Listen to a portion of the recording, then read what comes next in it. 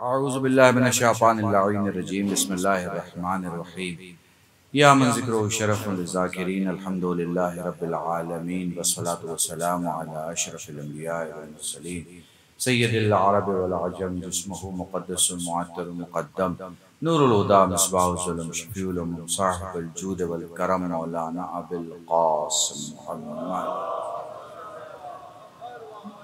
हबीब अलैहि तय्यबीन अत्ताहिरीन अल-मासूमीन अल-मज़लूमीन व शफ़ीउल मुज़नबीन अम्मा बअद फ़क़द क़ाल अल्लाह सुब्हानहु व तआला फ़िल-क़ुरानिल करीम बिस्मिल्लाहिर रहमानिर रहीम व मा तशाऊन इल्ला अन यशा अल्लाह सल्लल्लाहु अलैहि मुहम्मद व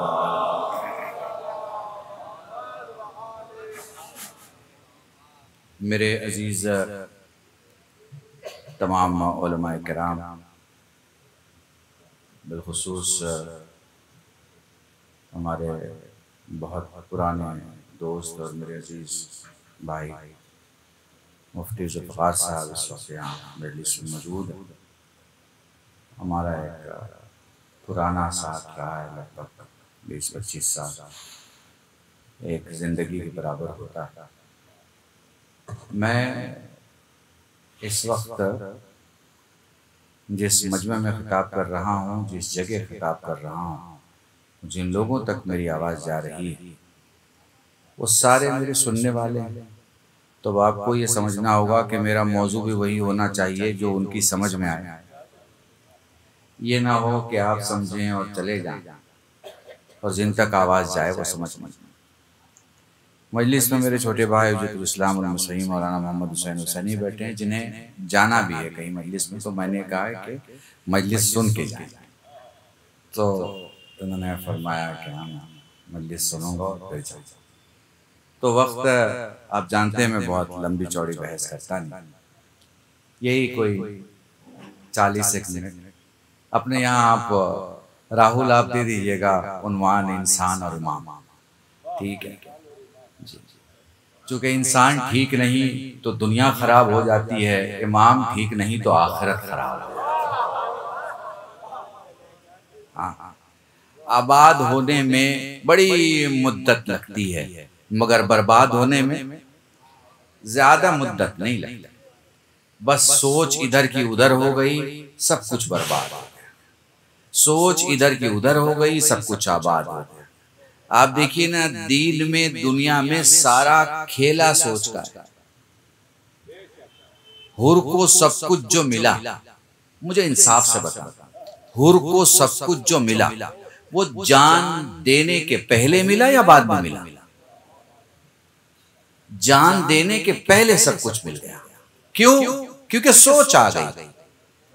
आप समझ रहे हैं? सोच कभी कभी जान से ज्यादा कीमती साबित होती है।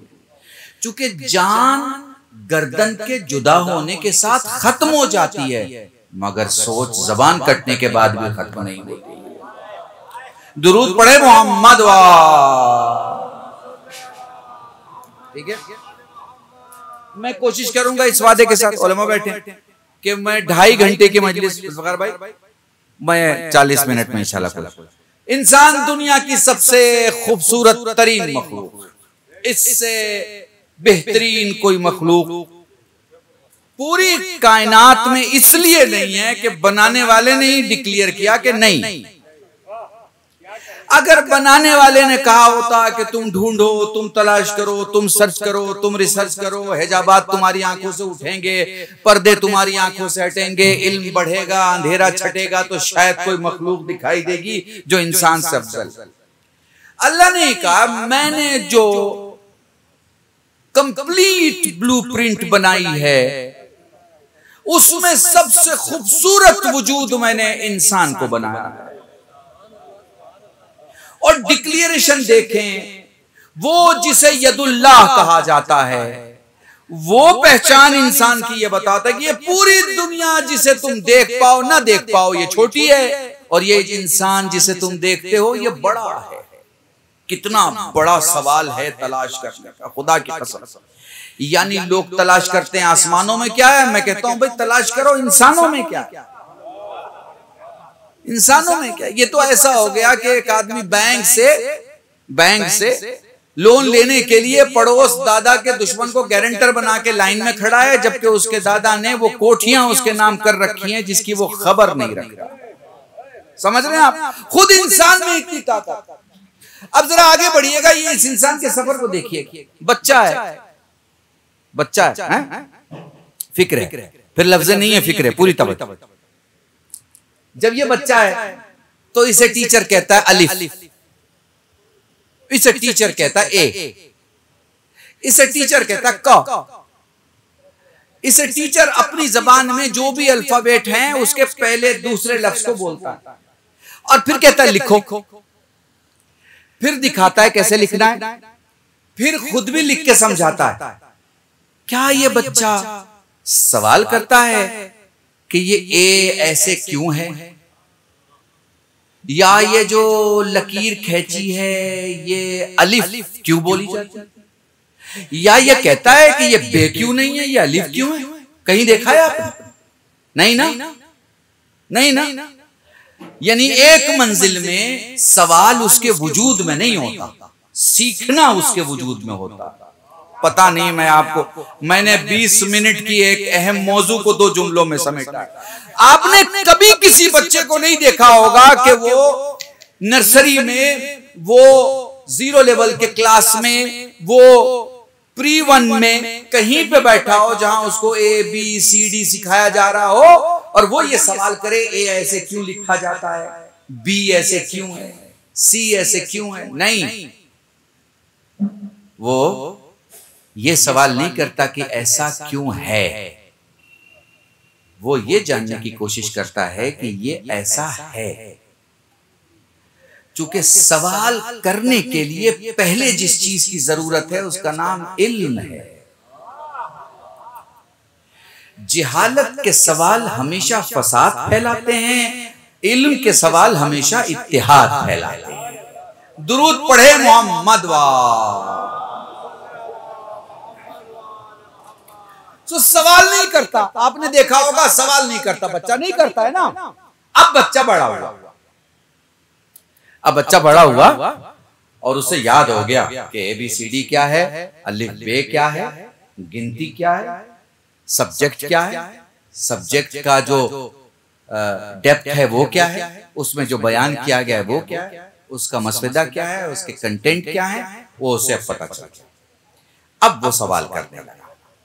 किससे सवाल कर रहा है? उससे सवाल कर रहा है जो पढ़ा रहा है। तो उसका सवाल उससे करना कि जो पढ़ा रहा है, इस बात की दलील है कि जो पढ़ा रहा है वो सिर्फ यही पढ़ के नहीं आया जो पढ़ा रहा है।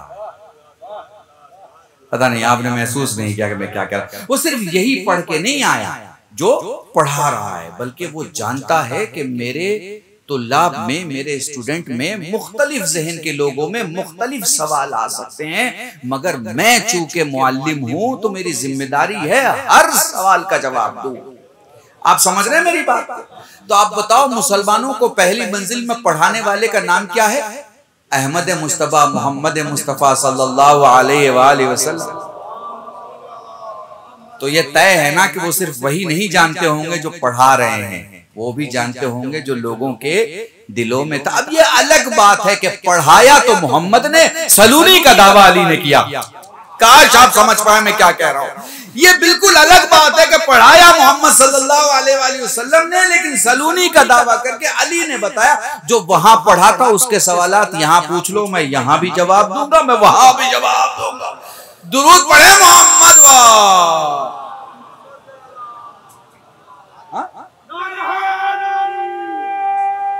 सलामत रहें।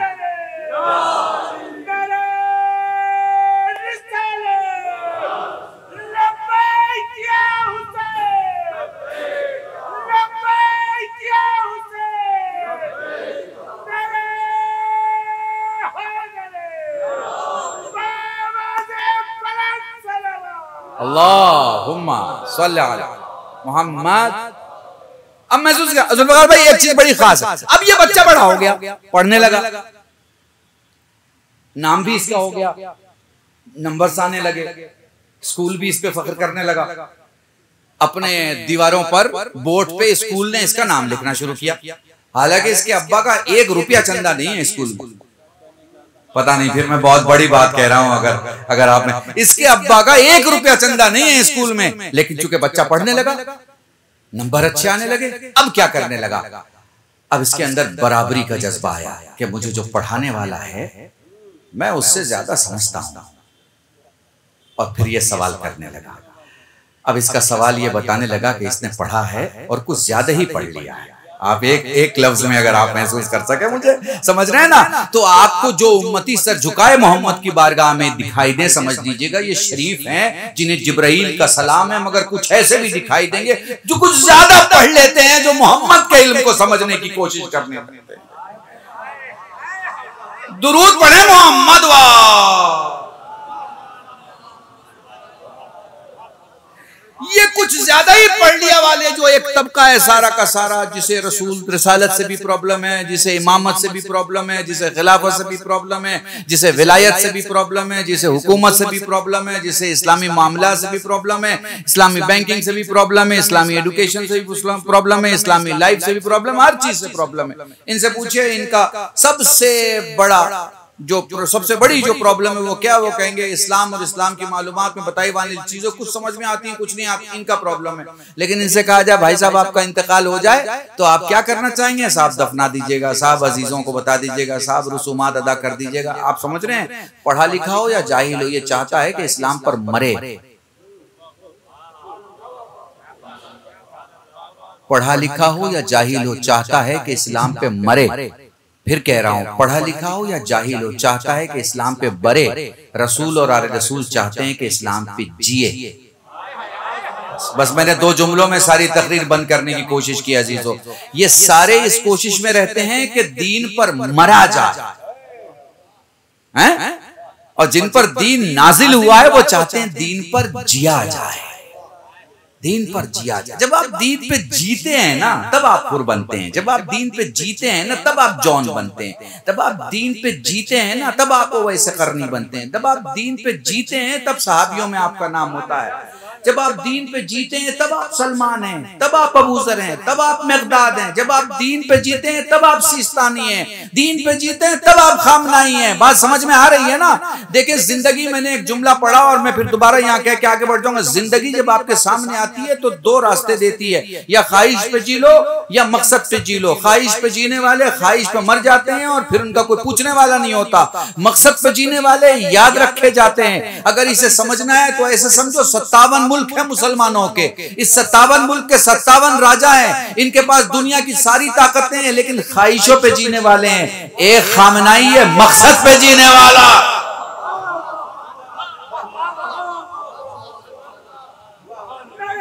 सलामत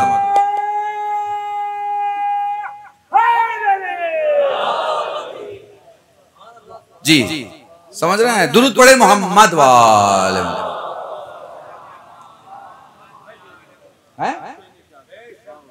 मेरे अजीजान, ये जो आपकी दादो तहसीन होती है, जो आप नारे लगाते हैं, जो जोश में आपके अंदर से नारे निकलते हैं, पता क्या? जब चिराग जलता है ना तो अपने साथ ये भी ऐलान कर देता है कि वो मिट्टी के तेल से जल रहा है या जैतून के तेल से। पता नहीं आपने महसूस किया कि नहीं किया। इसलिए सिर्फ चिराग ही नहीं जलना चाहिए, खुशबू भी आनी चाहिए। तो जब बात दीन की हो तो दीन के रहनुमाओं का नारा ऐसे लगाया करो कि पड़ोस के लोग ये सोचे कि कोई मतवाले और आशिक रसूलुल्लाह और आले रसूलुल्लाह जमा हो गए। सलामत रहें। तकबीर, पहले तकबीर लगाए फिर रिसालत लगाए।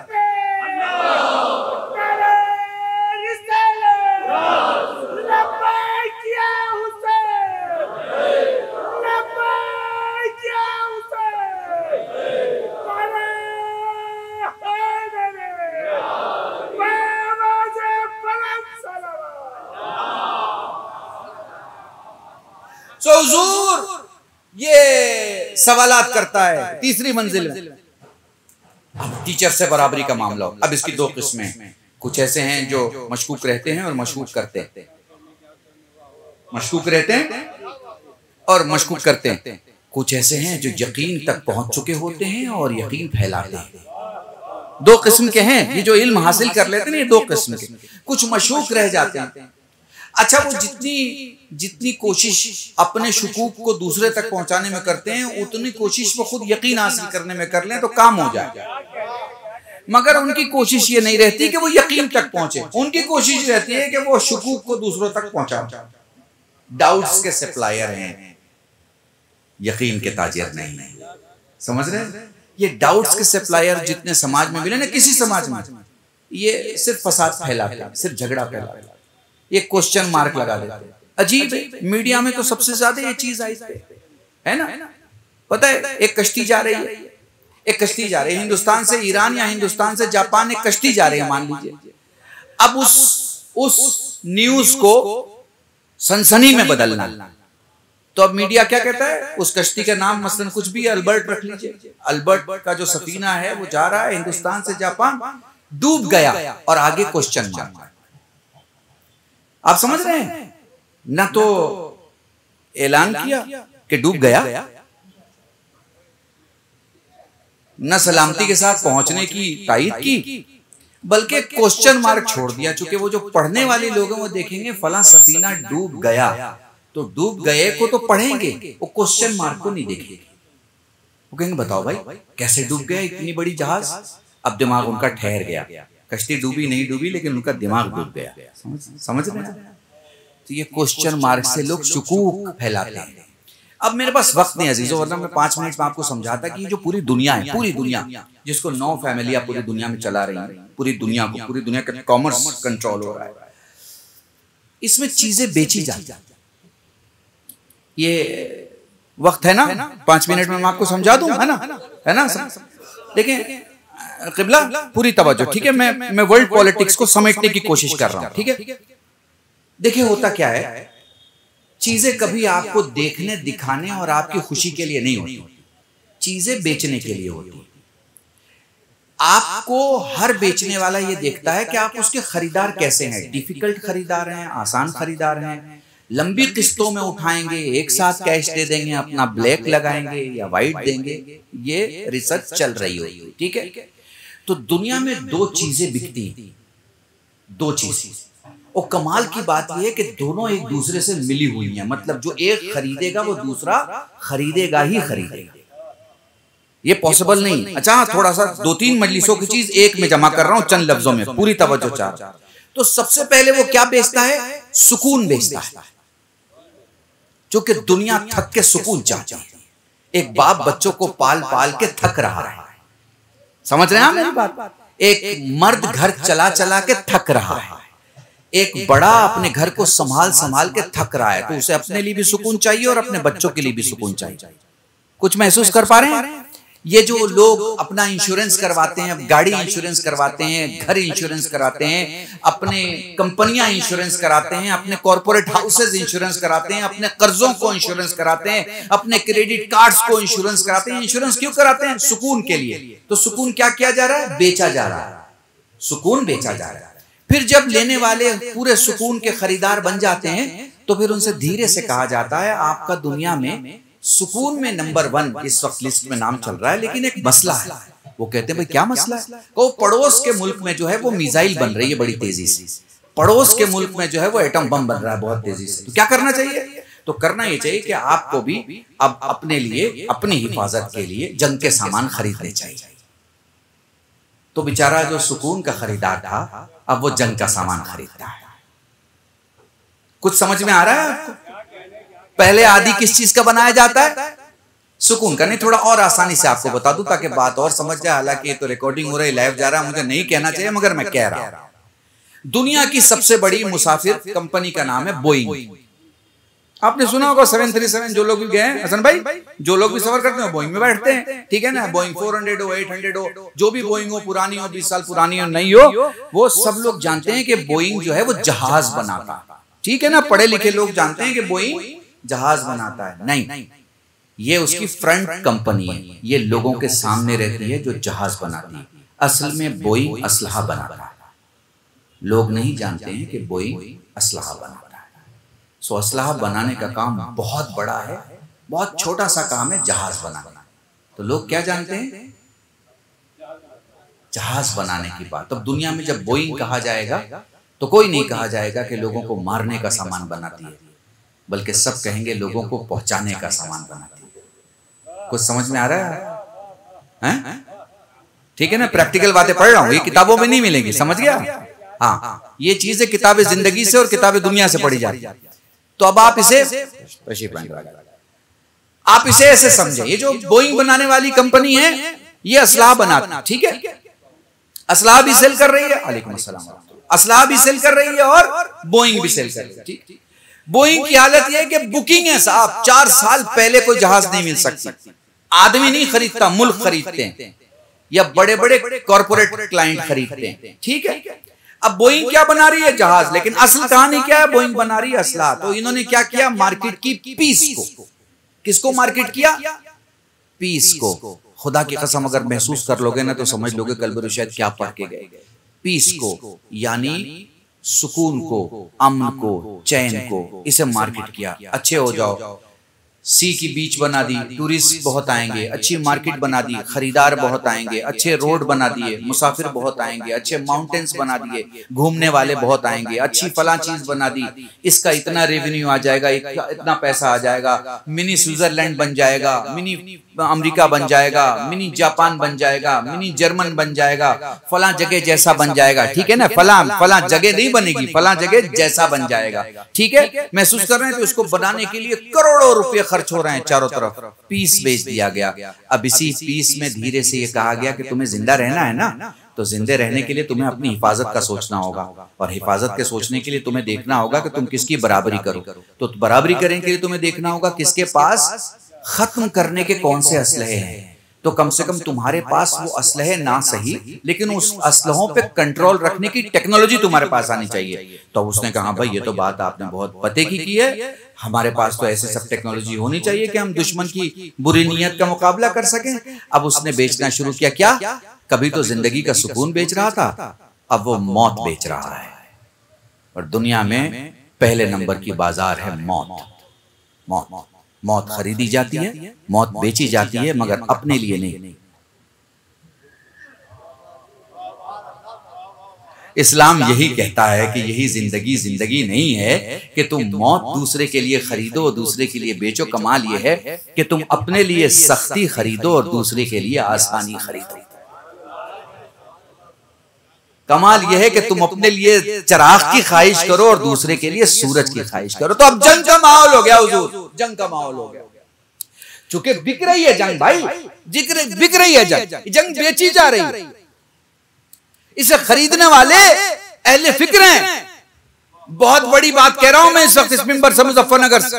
मुसलमान मेरे सामने, मुझे पता है ज्यादा नहीं समझेंगे, लेकिन इतना तो समझेंगे कुछ पढ़ के गया है, तो बेवकूफी की बातें तो नहीं पढ़ी होंगी। दोबारा अगर सुनेंगे तो समझ में आ जाएगा क्या पढ़ के गया। मौत बेची जा रही है, जंग बेची जा रही है। सिर्फ हमारा ही सरहद नहीं, कई सरहदें इस वक्त, कई सरहदें। और कमाल की बात है कि इन इंसानों को आसमान से उतर के कोई आसमानी मखलूक नहीं मार रही है, इंसान को इंसान मार रहा है। यूक्रेन में क्रिश्चियन है, क्रिश्चियन को मार रहा है। अरब के एक इलाके में एक इलाके वाला दूसरे इलाके वाले को मार रहा है, अपने ही इलाके वाले को मार रहा है। अभी आप हमारे यहां जाइए, हिंदुस्तान और पाकिस्तान, माहौल तो देखा था ना आपने। मैं नहीं लेता नाम, वाकई में नहीं लेता। अब जरूर नॉर्मली नाम नहीं लेता किसी मुल्क, लेकिन मैं मजबूर हूं नाम लेने के। क्यों? इसलिए कि दूसरों में और हम में यह फर्क है कि लोग हमारे मासूमों को मारते हैं, हमारे मजलूमों को मारते हैं, हमारे निहत्थों को मारते हैं, हम गुनहगारों को मारते हैं। भाई समझो मैं क्या कह रहा हूं। हमारी नीयत कभी मजलूमों को मारने की नहीं है, हमारी नीयत गुनहगारों को मारने की। और ये फर्क है, इसे समझ लेना अगर समझ सके तो। हम बिना ऐलान के जंग नहीं करते, हम कह देते हैं कि हमला करेंगे और बाद में हमला करते हैं। और ये वही लोग किया करते हैं जिन्हें जंग के आदाब मालूम, जिन्हें मालूम हो कि कब चुप रहना है और कब बोलना।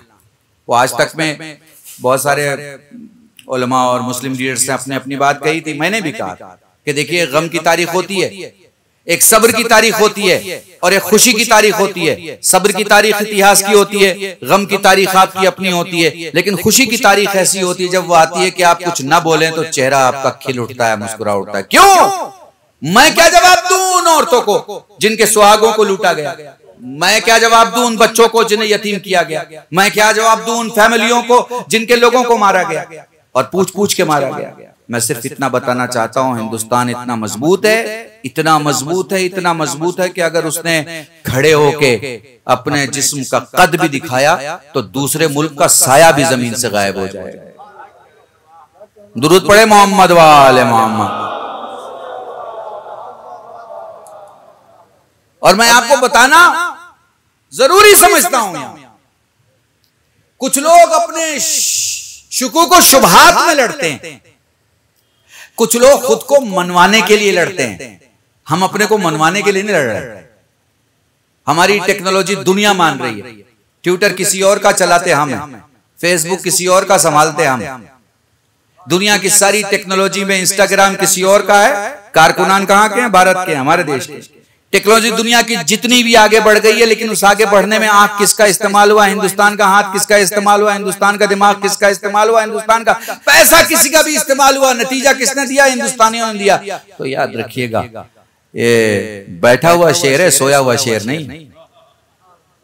बैठा हुआ शेर है, ये उठेगा और ये चलेगा। तो मैं आपको अश्योर कर सकता हूं इस बात की।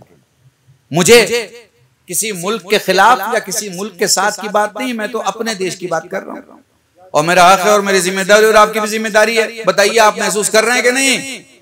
आप महसूस कर रहे हैं कि नहीं कि आपके आस्तीनों में छुपे हुए आपके जो अपने हाथ हैं, उन हाथों की जो लकीरें हैं, उन लकीरों में आपके मुल्क का मुकद्दर और आपका मुकद्दर एक साथ लिखा है। भाई, आपका मुकद्दर आपके घर से जुड़ा हुआ है, घर शहर से जुड़ा हुआ है, शहर जमीन से जुड़ी हुई और जमीन मुल्क से जुड़ा हुआ है। बताइए, है कि नहीं? भाई, आसमान पे तो आप ग्रेजुएशन नहीं करेंगे ना, जमीन पे ही करेंगे। रोटी भी जमीन पे ही खाएंगे, कामयाबी जमीन पे मिलेगी और जो मुसीबतें वो भी जमीन पे आएंगी। तो मेरे अजीजों, याद रखिएगा, ये वो मुल्क है कि अगर इसने किसी मुल्क के साथ जंग की, आज की डेट की मैं बात कर रहा हूं, कोई 70 साल पुराने इतिहास में ना जाए, क्या था क्या नहीं था, तब तो किसी के पास कुछ नहीं था भाई। अब किसी ने मुझसे कहा, मैं आपसे मिला, आप उस वक्त बच्चे थे, मैंने उनका चेहरा देखा, मैंने आप भी बच्चे थे उस वक्त, हैं? तो हो सकता है कि मुझसे कोई 50 साल पहले, 40 साल पहले मिला हो और बचपन में उसने मुझे देखा हो, वो कह सकता है आप बच्चे थे। तो कोई हो सकता है हिंदुस्तान से भी कहे कि साहब हम इतने पुराने हैं। भाई, हो सकता है आप पुराने हो, लेकिन जब आप बच्चे थे, जब आप समझ रहे हैं हमारे बारे में कि हम बच्चे थे, तो आप भी उस वक्त बच्चे थे। लेकिन ये याद रखिएगा कि इस वक्त आपकी 70 साल की हड्डियों पे जो जिस्म खड़ा हुआ है, वो हिंदुस्तान से ज्यादा मजबूत नहीं हो सकता। हिंदुस्तान हर मैदान में मजबूत है और जो हमारा खास तौर से मुसलमान है, वो अपने मुल्क के साथ था, है और रहेगा। दुरूद पढ़े मोहम्मद वा।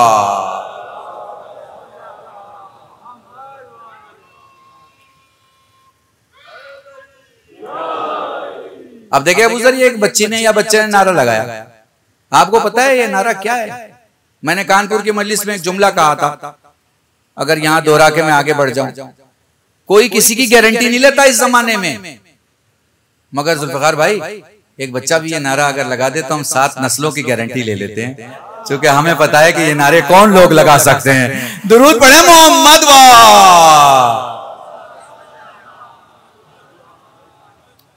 बस मेरे इंसान जल्दी जल्दी खत्म कर रहा हूं। तो ये इंसान क्या हुआ? बड़ा हुआ, बड़ा हुआ, अब सवालात करने लगा, पूछने लगा, अब मुकाबला करने लगा।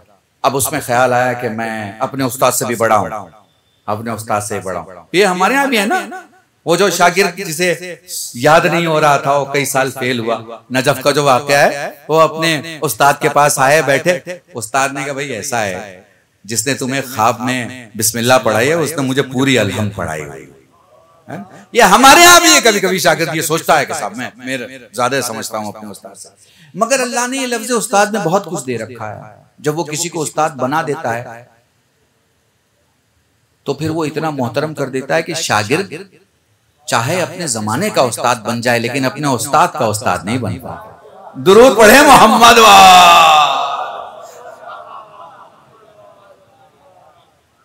तो ये इल्म की कैफियत आपने समझी कि इल्म आपको फिर सवाल करना सिखाता है। और खुदा की कसम, मैंने बशरियत का इतिहास पढ़ा है, सवाल की इजाजत कहीं नहीं है। सवाल है चुप रहो, तारीफ करो और चले जाओ, तौसीफ करो और चले जाओ, सर झुकाओ और चले जाओ, रुकू तक आओ और चले जाओ, इज्जत करो और चले जाओ, नाम करो और चले जाओ, अलकाब दो और चले जाओ। सवाल मत करो। क्यों? सवाल करोगे तो भरम खुल जाएगा। सवाल करोगे तो उनके सामने जो इज्जत की एक बहुत बड़ा मिनारा बना हुआ है वो बिखर जाएगा। सवाल करोगे तो उनकी आबरू खत्म हो जाएगी। बशरियत के इतिहास में सिर्फ एक शख्सियत है, अली इब्न अबी तालिब, जिसने कहा पूछो जो पूछना चाहते हो, सवाल करो, सवाल करो। तो अली ने सिखाया सवाल कैसे करना है और ज़ैनब ने सिखाया आवाज कैसे उठाना है। आवाज उठाना और सवाल करना, एक का ताल्लुक दिमाग से है और एक का ताल्लुक शक्ति से है। आवाज वही उठाता है जिसके पास शक्ति हो, कमजोर कभी आवाज।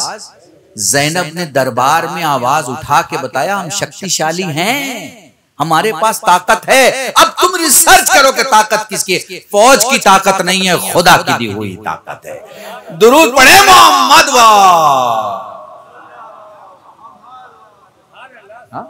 बस मेरे अजीजान, ये इंसान के अंदर कैफियत है, बतदरीज ये कैफियत बाहर आती है, ये इंसान फिर बड़ा बन जाता है।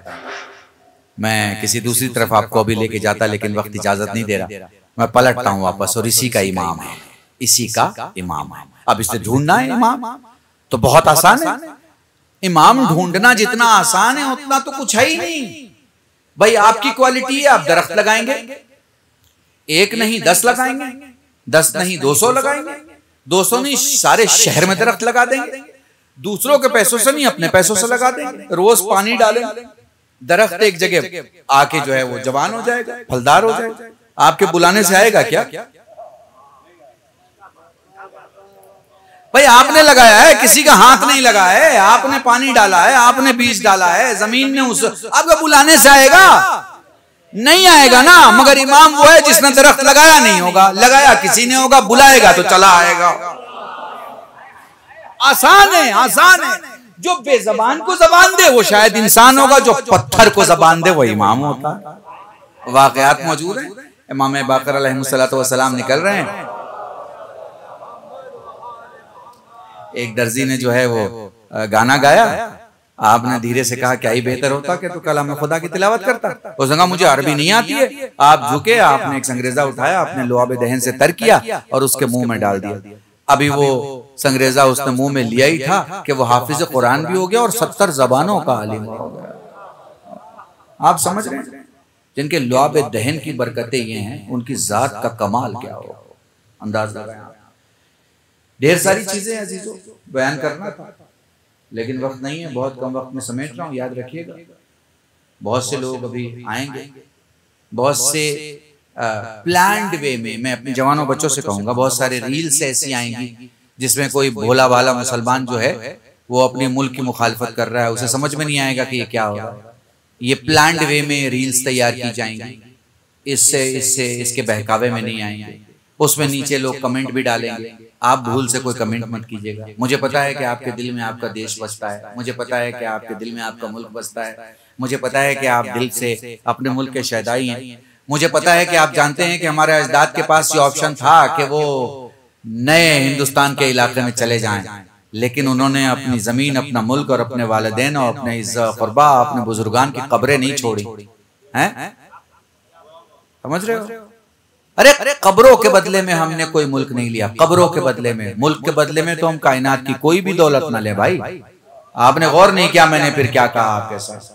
हमने तो कब्रिस्तान के निशान के बदले में किसी दूसरे मुल्क को रिजेक्ट कर दिया, कब्रों के निशान के बदले में। समझ रहे हैं ना? मुल्क के बदले में नहीं। मुल्क तो हम सोच भी नहीं सकते, मुल्क की तरफ अगर कोई देखे तो हम बर्दाश्त भी नहीं कर सकते। और इज़ान मोहतरम, आप सब ताजिया उठाने वाले, अलम उठाने वाले, आप सब रसूल का कलमा पढ़ने वाले, थोड़ी सी टेंशन वाली बातें होंगी मीडिया पे, सोशल मीडिया पे लोग करेंगे, करने दो, करने दो, करने दो। वो मेरा एक जुमला है ना, उसे दोहरा रहा हूं और बदल के दोहरा रहा हूं। नमक हजम करने के लिए दिल मजबूत होना चाहिए। समझ रहे हैं?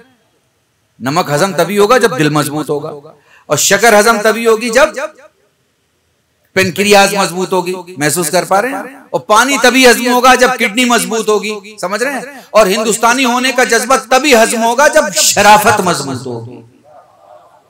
जब बंदे में शराफत होगी तो वो ये समझेगा मैं भी मुसलमान, वो भी मुसलमान, या मैं हिंदू वो मुसलमान, या वो हिंदू मैं मुसलमान, वो भी हिंदुस्तानी और मैं भी हिंदुस्तानी।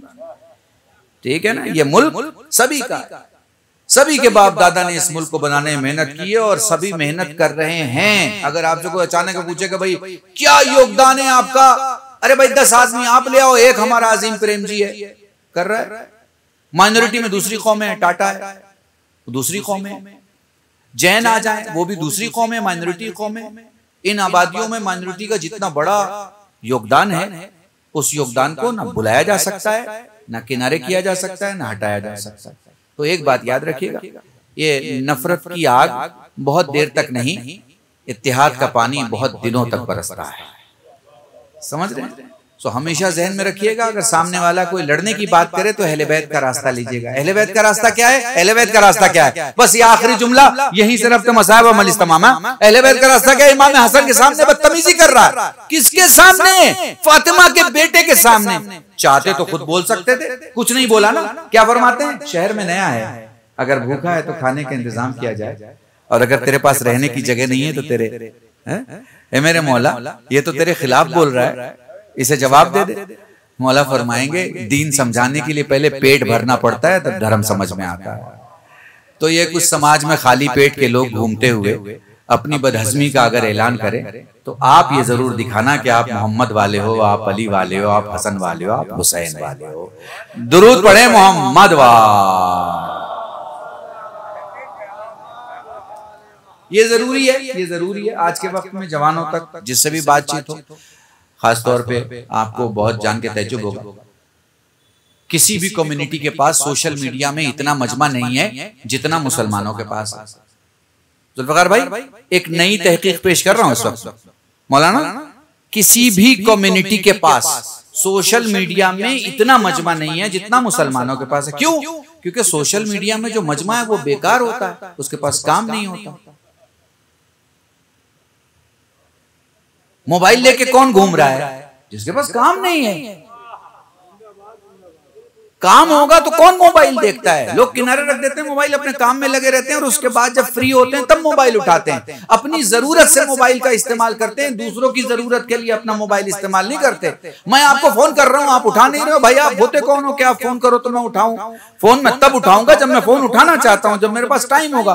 पर लोगों की मेंटेलिटी में क्या है कि नहीं, फोन है, मैं रिंग बजा रहा हूं, उठ क्यों नहीं रहा, उठा क्यों नहीं रहे, जवाब क्यों नहीं दे रहे हैं? यहाँ पे तो आपके यहाँ यही माहौल होगा मेरे ख्याल से, मुजफ्फरनगर, मेरठ, पश्चिमी उत्तर प्रदेश में, कि मैं कब से फोन कर रहा हूँ, आप देख क्यों नहीं रहे फोन, आप भाग रहे हैं, आप जवाब नहीं दे रहे हैं, आप फरार इख्तियार कर रहे हैं, आप रिप्लाई नहीं कर रहे हैं। यही तो ज़हनियत होती है ना भाई। फोन मैंने खरीदा है, सिम मैंने डलवाई है, मेरा कार्ड लगा है, मैंने अपने लिए किया, जनता के लिए किया, जनता के लिए मैं खुद हूं, फोन नहीं है जनता के लिए। समझ रहे हैं मेरी बात? आदमी जब फ्री होता है तब आदमी फोन उठाता है, बात समझा?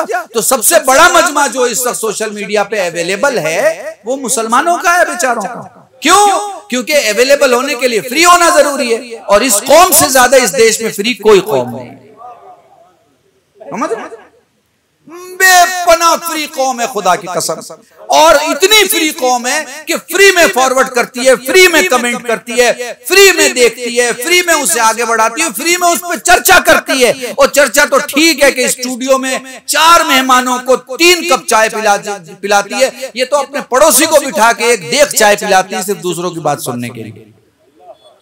ये हालत है। सो अगर आपको इस कौम को इस फ्री माहौल से निकाल के बिजी करना है तो खुदा के वास्ते इसकी सोच बदलिए, इसके दिमाग में ये सोच डालिए कि वक्त तुम्हें क्या दे के गया ये तुम्हें फैसला करना है। तुमने अपना वक्त कैसे गुजारा ये तुम्हें फैसला करना है। तुमने अपना वक्त कहां बर्बाद किया और कहां काम में लाया ये तुम्हें फैसला करना। मसलन एक आदमी कहता है मेरे पास काम नहीं है, अरे भाई जाओ मरीजों को देखो, जाओ तो रोड पे देखो, किसी को पानी पिलाना है, मुसाफिर को कुछ काम आना है, काम आओ, जो सोशल वर्क करो। खुदा की कसम आपके पास अगर पैसे का काम नहीं है तो सवाब का तो काम बचा है।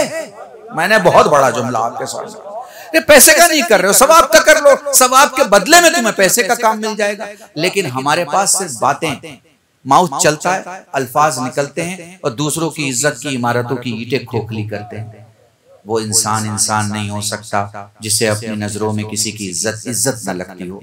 सोचो, जो अल्लाह के बनाए हुए इंसान को इंसान ना समझता हो, अल्लाह उस इंसान को अपना मेहमान कैसे समझ सकता है। बस मेरे अजीजान, इन्हीं जुमलों के साथ आप के सामने 2 मिनट में मसाइल पढ़ के और मजलिस खत्म कर दूंगा। मेरे अजीजों, याद रखो, करबला में जो सबसे बड़ी चीज मुझ कल्बे रुशैद को जो करबला में सबसे बड़ी चीज दिखती है, मसाइब से हट जो दर्द है उससे हट के, वो ये वो रिश्तों का पालना। हुसैनी डिफिकल्ट टाइम में लोग रिस्क नहीं उठाते, अजीजों को लेके नहीं जाते। जुल्फिकार भाई, जब डिफिकल्ट सिचुएशन हो तो लोग अजीजों को लेके नहीं जाते, अजीजों को छोड़ के जाते हैं, ठीक है ना। बच्चों को छोड़ के जाते हैं, औरतों को छोड़ के जाते हैं, बहनों और बेटियों को छोड़ के जाते हैं। मगर हुसैन लेके जा रहे हैं। हुसैन क्यों लेके जा रहे हैं जुल्फिकार भाई? इसलिए कि हुसैन जंग में नहीं जा रहे। खुदा की कसम, हुसैन जंग में जा रहे होते तो न ले जाते, लेकिन हुसैन जंग में नहीं जा रहे हैं। हुसैन को तो घेर के लाया गया। हुसैन ने तो जंग लड़ी नहीं, दिखाओ ना मुझे हुसैन की जंग, दिखाओ मुझे हुसैन ने कहां जंग लड़ी। हुसैन से तो जंग लड़ी गई है, हुसैन से जंग लड़ी गई है।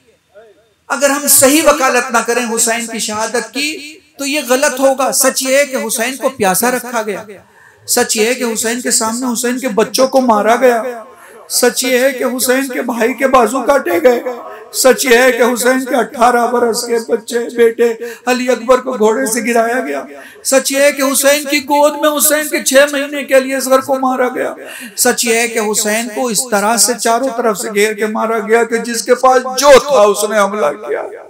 खुदा की कसम, फिर हुसैन को मारा गया ना, हुसैन को मारा गया तो बताओ ना हुसैन को मारा गया। ऐसे ना पेश किया करो जैसे हुसैन जंग लड़ रहे थे और हुसैन जंग के लिए करबला में गए थे। नहीं, हुसैन जंग के लिए करबला में नहीं गए थे, हुसैन को बुलाया गया, हुसैन को घेरा गया। हुसैन ने जमीन इसीलिए खरीद ली कि यह बहाना ना बनाया जाए कि हुसैन सरकारी जमीन पे थे। नहीं, सरकार की फौजें हुसैन की जमीन पे थी, हुसैन किसी जमीन पे नहीं थे। खुदा की कसम अजीजों, मैं तुम्हें एक जख्म हुसैन के बारे में भी अगर बताऊं और कयामत तक रो तो बदला नहीं दे पाऊं। मैं तुम्हें कैसे बताऊं? कुछ तीर ऐसे हैं और कुछ सर ऐसे हैं जिनको मैं जब करबला में देखता हूं तो परेशान हो जाता हूं। जज़ाकुमुल्लाह, खुदा तुम्हें कोई गम ना दे सिवाय गम सैयदुल शुहदा का। पहला तीर का तज़किरा कर रहा हूं, ये हुसैन की पेशानी पर, ये हुसैन की पेशानी पे लगा। हुसैन ने इस तीर को पेशानी से निकाला, सारा चेहरा खून से रंगीन हो गया। मुझे नहीं पता कि हुसैन की कैफियत क्या होगी। एक तीर और दिखा रहा हूं जो सर पे लगा मगर हाथ से खींचा ना जा सका, क्योंकि खींचने के लिए बदन पे हाथ मौजूद नहीं थे। अब्बास झुके और अब्बास ने दोनों पांवों को दबा के अपने घुटनों की ताकत से दोनों घुटनों में तीर के आखिरी कोने को दबा के खींचा।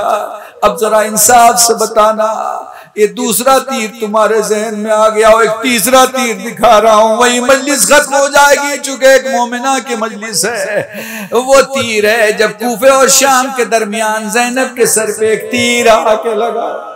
जैसे ही तीर लगा, ज़ैनब ने पलट के उन मोहम्मद के सर की तरफ देखा, अपने बच्चों की आंखों में आके डाल के कहा, लाल अगर तुम जवान होते अपनी मां को इस हालत में न देख पाते। हाय करबला,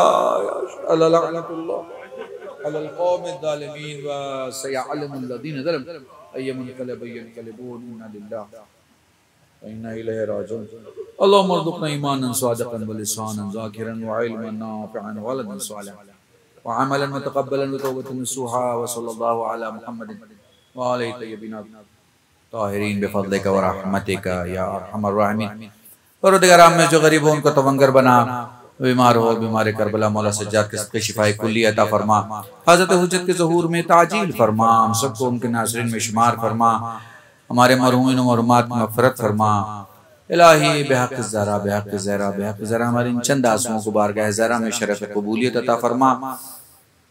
इलाही हमें मुल्क के लिए जीने की तौफीक अता फरमा, मुल्क की खिदमत करने की तौफीक अता फरमा, हमें इंसानों की खिदमत करने की तौफीक अता फरमा, हमें मुस्लिमीन की खिदमत करने की तौफीक अता फरमा, बिलखुसूस और बिलखुसूस मौलाइयों की खिदमत करने की तौफीक अता फरमा, अज़ादारों की खिदमत करने की तौफीक अता फरमा। रब्बना तक़ब्बल मिन्ना इन्नका अंतस समीउल अलीम बिहक़्क़ि मुहम्मदिन व आलिहि तय्यबीन अत्ताहिरीन बिफ़ज़लिका व रहमतिका या अरहमर राहिमीन। हज़रात मोमिनीन, एक मरतबा सूरह अल हम्द, 3 मरतबा सूरह मुबारक इखलास की तिलावत फरमाकर मरहुमा आबिदा बेगम करबलाई बिनत मुंशी ताहिर हुसैन मरहूम की रूह की रुतूब को साथ फरमा।